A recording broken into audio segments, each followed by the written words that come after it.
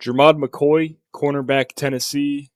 At the combine, 20 years old, 6'1", 188 pounds, 14 reps on the bench. At his pro day, 4.38 40-yard dash, 38-inch vertical, 10'7" broad jump. 2 year starter, 2 years of production, 1 year at Oregon State as a freshman. Then he transferred to Tennessee.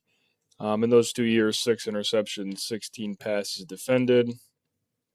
Obviously, suffered the ACL injury in January of 25 that caused him to miss the entirety of the 2025 season. There's reports that he could have came back, but made we'll call it business decision to sit out and just declare for the draft.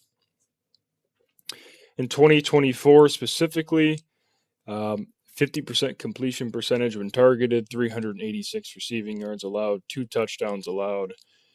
He had 4 interceptions, 6 passes defended, and he also had 8 penalties in 2024, which is something we'll talk about here in a second. Feet and hips are great off the line in press and also in transition. Does a really good job mirroring, being patient with his hips, not declaring or breaking prior to decoding what the receiver's plans are, essentially. Drives on the ball and disrupts passing lanes, and the catch point as good as anybody. Known as more of a press man corner, but his spatial awareness and his overall play in zone is also great. 20 years old. He's ready to play. Obviously, he's coming off the ACL, but he's ready to go. Some of the concerns or negatives with McCoy, the ACL. Obviously, we don't have to really elaborate on that one too much, but I think he's penalized often due to not getting his head around on some of the deeper throws. And he also grabs when he feels like he's potentially losing some space. That causes some illegal contact, holding penalties as well. Obviously, I mentioned 8 penalties in 2024, something he's going to have to clean up. And the other real negative is he lost really bad versus Jeremiah Smith. Obviously, Smith is a good player, one of the better receivers in college football, especially at a young age in recent memory. However, true freshman at the time, maybe want to see him do a little bit better against Smith, honestly. Let's get right into the tape here. Just for reference, I watched Alabama, Oklahoma, and who am I missing? Alabama, Oklahoma, well, obviously Ohio State. Sorry, brain fart there. In 2024 for the film for McCoy here.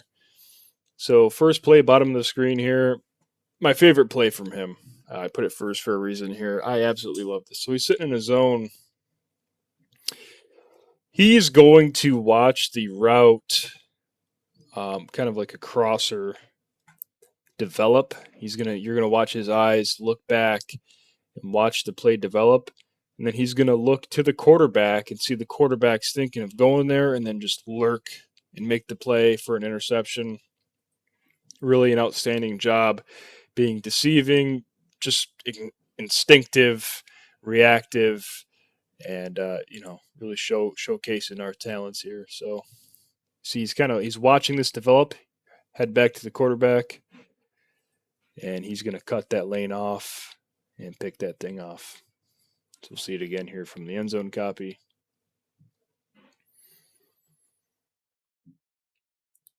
Sees it coming across. He's watching the QB kind of stare that down, go to the read, and we are there to pick it off.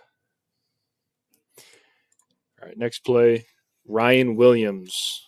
All right, not a big fan of him, to be completely honest with you. He got some juice to him, but overall, I think he's a little overrated. Nonetheless, fade ball to Williams here, bottom of the screen. Good job stabbing with that right hand. Never there for Williams. McCoy does a really good job winning the route early and making a play on that ball for the interception with a nice little return. It's really good stuff.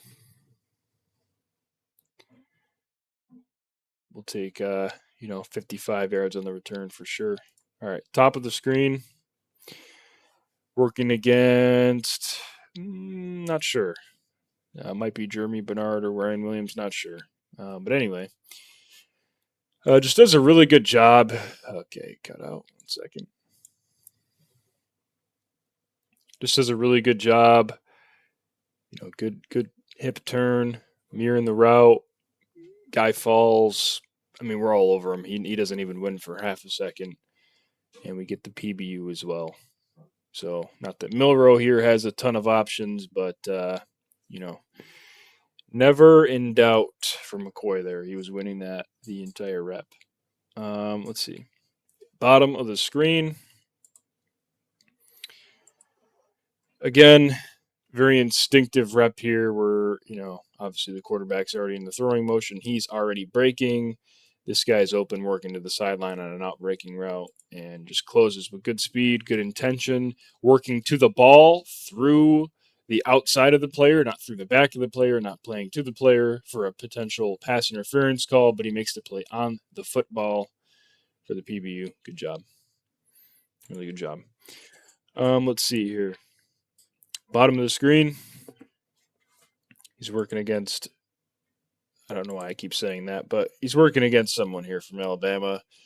You can see he's gearing down to run a stop route. It's kind of like, you'd call it a stop, right? He's not running a curl or a comeback. It's kind of somewhere in between. Some systems just call it a stop. So for this practice, we'll call it a stop. He recognizes he's gearing down for that stop. Gets the feet active, makes a break on the ball, and let's just admire this for a second. See if I can get a good look at it here. He's got 2 yards on him, right? He's got 2 yards on him, and he's working back to the football, and it's not an awful throw.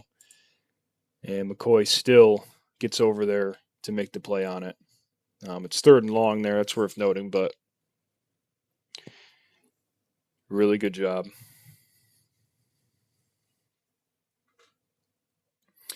Bottom of the screen here. This one, he's just going to come out of his zone here. Williams is open in the middle, does a good job finding the soft spot and sitting down, being available for our QB. And he comes up, lays a really nice hit. The ball doesn't get jarred loose, but that's one that, you wouldn't be shocked to see some guys let that thing come out because he does a really good job driving in and laying a big hit immediately after the ball hits the receiver's hands. Again, just kind of showing that closing speed, and he understands really well what's going on the field when the quarterback is about to throw and where he needs to be to do the best he can to make a play at the catch point. So I threw this one in here just to kind of, this is what I would call an average rep for the most part from Jermod McCoy, especially on a vert, right? So he's covering a vert. It looks essentially like this right here. It's top of the screen. Like I said, we see this often. Just watch the feet and the hips versus a fade here. Good feet, good hips in transition. We do a good job staying on his hip, and that thing never has a chance. He does a really good job. So, again, just kind of an average rep. You see that a lot from him. He does a really good job in press, staying with guys, especially on those vertical routes. All right. Next play here. Give me 1 second to find where I'm at. Yep. I don't want to come off the wrong way. I threw this one in here almost as, almost out of pity because he did get done by Jeremiah Smith. So this is a rep of him winning versus Smith. Bottom of the screen. Right. Good job. Nothing spectacular there, but does a good job. All right. We're going to get into the penalty section of the video now, where he's working against Smith again, and he wins, right? He's going to win this rep. Bottom of the screen.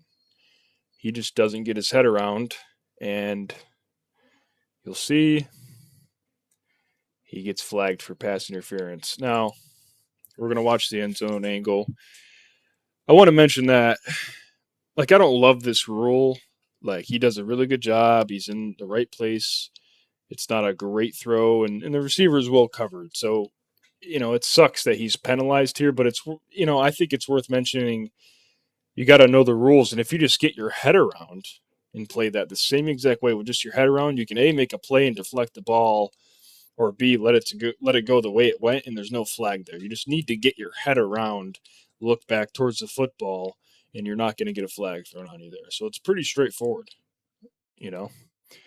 So we'll see it again here. It's pretty soft, but it is the rule. We'll see it over here. We're winning, man. We're winning. And plus, it's worth mentioning too. Like, I understand, you're going against a pretty good guy. Look where he's at on the field. He's stepping out of bounds. Like, you gotta understand, like, where he's punching his hand up. This guy can't make the play. Smith is unable to make the play. So just get your head around. Like, he's jumping, trying to deflect the ball out of his hands, and they're a yard out of bounds already. So want to see him at the next level start to get his head around a bit there. See that a little bit with some other reps as well. Top of the screen here. This time he is working against Jeremy Bernard. Pretty solid player. And, maybe the feet get tangled up. Maybe he feels like he's maybe losing a little bit of space there, which I think from this angle, it's not the best. You could see him; he's grabbing, right? I think he's getting a little bit desperate that Bernard might break and get a little separation on him. You can see him grabbing here, and just they're going to end up on the ground. He's going to get flagged for pass interference there. All right, top of the screen here again. Jeremiah Smith at the end of the day. So it's like, how much can I really critique you for it? But yeah, he loses, allows the touchdown. Will Howard, quarterback too. It's, good player, good college career. So, yeah, I throw that in there, obviously, for good reason, I think. But a freshman Jeremiah Smith compared to a top 15 wide receiver one in the NFL right now, who eventually you'd like to see McCoy play against. You tell me who gets the advantage there. Obviously, Smith at 23, 24, 25 could be top 10, top 5, best receiver in the NFL. These guys are young here in college, and there's room for growth. But what I'm getting at is, I think this guy could struggle as a rookie, McCoy, where he comes in and he's got to guard CeeDee Lamb, or he's got to guard Malik Neighbors, or you name it, right? One of the better receivers in the NFL, and they're going to win. They're going to win versus him. Anyway, top slot here. So we're lined up on Mr. Smith. And I threw this in here because I think you see him lose a little bit on like slants, quite a bit actually. And of course, Jeremiah Smith is going to take advantage of that. And, we're going to look that way, get him the football, and he's going to get a nice gain on it. But you see it a bit, and it's not like he always gets targeted here, but I see him not in the best position on quick slants and like that, all too often.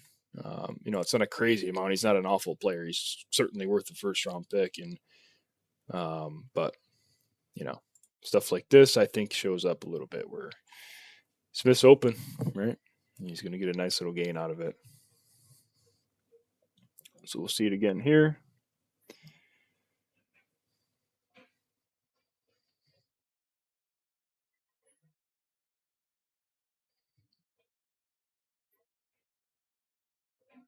Right. So overall, excuse me, I wasn't even going to do a video on McCoy, but I did because it seems like he's kind of a polarizing figure right now. There's a lot of people I see that think, hey, Without the injury, he's the best corner in the class, and without the injury, even with the injury, he's one of the best players in the class. In my opinion, he's firmly cornerback 2. He's not better than Mansour Delane as a prospect. In their respective best seasons, Delane certainly is better, in my opinion. I think he's got lockdown cornerback 1 potential. My statement that I just made, he could make me eat my words in the future. He's got that upside, but I think he's got to come back from an ACL. He's got to transition to NFL talent level wide receivers, and he's got to clean up some penalties. It's not some easy task. This guy is not a day one lockdown Patrick Surtain, Christian Gonzalez type of corner, in my opinion. So, thanks, guys. See ya. Like, comment, subscribe.